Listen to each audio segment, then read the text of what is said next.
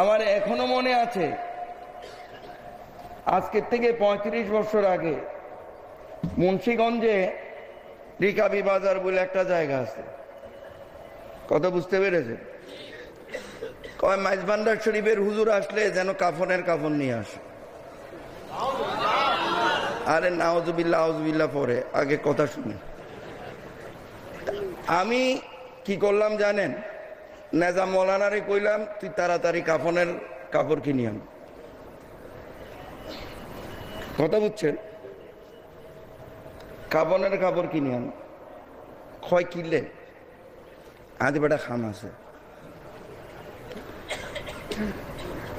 এখন না যাওয়ার জন্য চোরা পথ যেগুলো আছে না, এগুলাতে তারা পাহারায়। আমি যে সদর রাস্তা দিয়ে ঢুকবো তারা চিন্তাও করে নেয়। তো আমি কি চোর যে আমি চোরের মতো যাব তো সদর রাস্তা দিয়ে গেলাম, যে বললাম এই যে কাফনের কাপড় নিয়ে আসছি।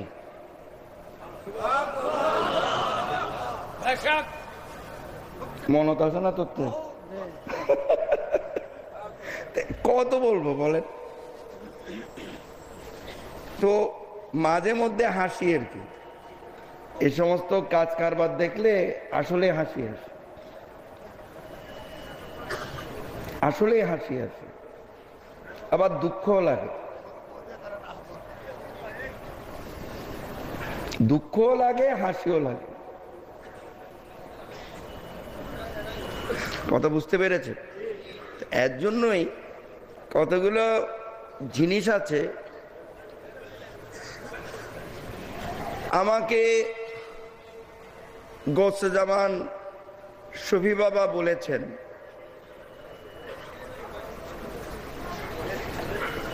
ম্যাক্সিমাম তো সাটগাইয়া মানুষ, তাই না?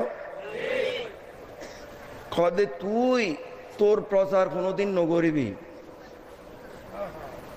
তুই কোরআন সুন্নাহর প্রচার করিবি, দ্বীন ইসলামের প্রচার করিবি, হযরত বাজানের কথা হবি।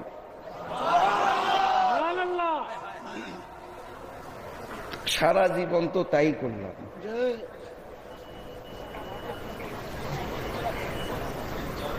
কোনদিন আমার মুখে আমার প্রচার কেউ শুনেছেন?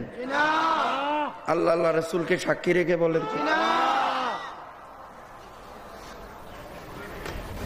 এইটাই বলি যে গত রাত্রের ঘটনাই বললাম, কি থমথমে অবস্থা, পারলে তো মেরেই ফেল।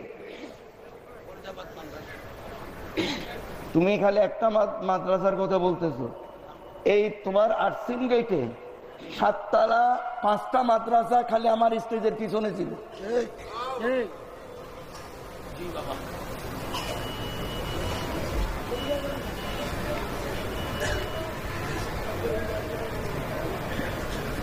তো এগুলা দেখলে আসলেই দুঃখ লাগে, কষ্টও লাগে। এবং দুনিয়ার লোভ মানুষকে যে কই নিয়ে যায় এক আল্লাহ ভালো জানে। যার কারণে যেদিন মালিক আমাকে নেবেন সেদিন তো আমি চলেই যাব,